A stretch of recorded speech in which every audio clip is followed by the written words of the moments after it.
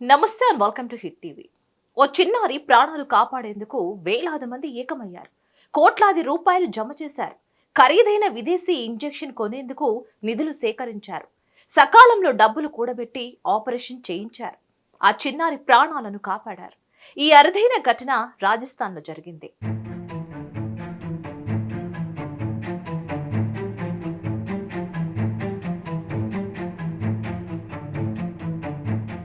రాజస్థాన్ లో 22 నెలల బాలుడిని కాపాడేందుకు సామాన్యులంతా చెయ్యి కలిపారు.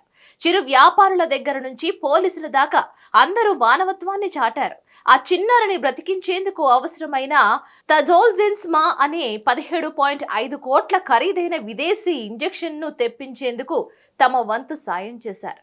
కేవలం 2 నెలల వ్యవధిలో ఏకంగా 9 కోట్లను విరాళంగా అందించారు.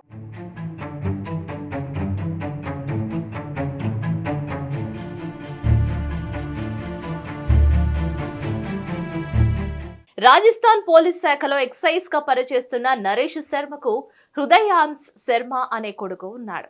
ఆ బాలుడికి ప్రస్తుతం 22 నెలలు. అయితే ఆ బాలుడికి అత్యంత అరుదైన నరాల వ్యాధి రావడంతో కాళ్ళు చేతులు కదపలేకపోతున్నాడు. దీంతో 2 నెలల కిందట నరేష్ శర్మ దంపతులు తమ కుమారుని జైపూర్లోని జేకే లోన్ ఆసుపత్రికి తీసుకువెళ్లారు. చిన్నారిని పరీక్షించిన వైద్యులు అతను జన్యు లోపంతో బాధపడుతున్నట్లు తేల్చారు. జన్యు లోపాన్ని సరిచేసే ఇంజెక్షన్ ను పుట్టిన 2 ఏళ్లలోగా ఇస్తే బాలుడు బ్రతుకుతాడని, లేకపోతే ప్రాణాపాయం తప్పదని పిడుగులాంటి వార్త చెప్పారు. దీంతో తల్లడిల్లిన తల్లిదండ్రులు తమ చిన్నారిని రక్షించుకునేందుకు బంధువుల సూచనతో క్రౌడ్ ఫండింగ్ బాట పట్టారు.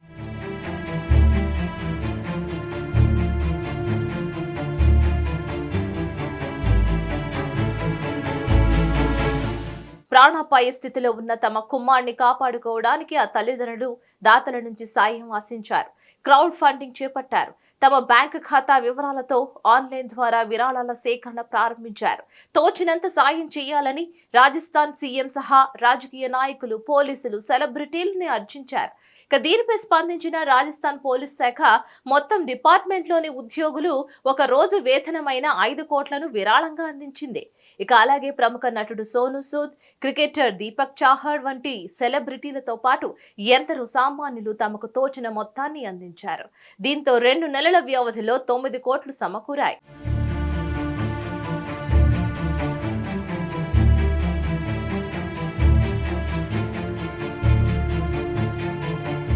హృదయాన్స్ శర్మకు ఉన్న అరుదైన వ్యాధి గురించి తెలుసుకున్న కేంద్ర ప్రభుత్వం కూడా స్పందించింది.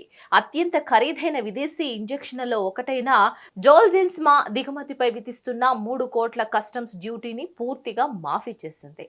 దీంతో 17 కోట్లకు పైగా ఉన్న ఇంజెక్షన్ ధర 14.5 కోట్లకు తగ్గింది. కానీ క్రౌడ్ ఫండింగ్ ద్వారా 9 కోట్ల రూపాయలు మాత్రమే సమకూరాయి.